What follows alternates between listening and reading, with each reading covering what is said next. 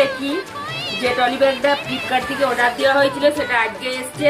দেখাই তোমাদের, কালারটা আমি যেমন অর্ডার দিয়েছিলাম সেটাই এসছে। কালারটা পুরো পারফেক্ট। HRX brand. এবার কেমন করে খুলে দেখি দিই।